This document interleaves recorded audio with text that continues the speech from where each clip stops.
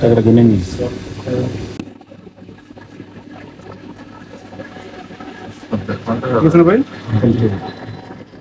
এর হচ্ছে ভার্সিটি মাদ্রাসা থেকে আসছে, ভাইদের কাছে হচ্ছে ওনাদের মাদ্রাসার বাজারগুলো আমরা বুঝিয়ে দিচ্ছি।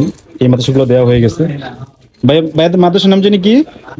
জামিয়াতুল নবীল আলামিন বিশ্বনবী সাল্লাল্লাহু আলাইহি ওয়াসাল্লাম মাদ্রাসা। আচ্ছা, ভাইদেরকে বাজারটা বুঝিয়ে দাও।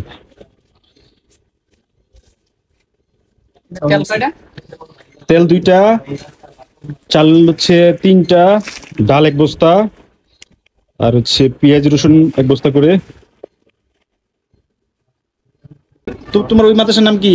তানজিমুল কুরআন হাফিজিয়া কওমি মাদ্রাসা ওইতিমখানা। আচ্ছা ঠিক আছে, তাহলে 3 মাদ্রাসা আমরা হচ্ছে আজকের মতো ডিস্ট্রিবিউট করে আমাদের দেব। হচ্ছে তালিমুল কোরআন মাদ্রাসা।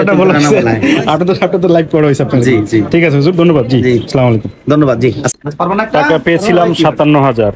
কিন্তু মা বলেছে যে টাকা পায় বা যার কাছে টাকা থাকে তার হচ্ছে কিছু টাকা ভরে তারপর হচ্ছে দান করতে হয়। তো আমি আমার থেকে 3,000 টাকা অ্যাড করে টোটাল 60,000 টাকা আজকে দান করে দিচ্ছি।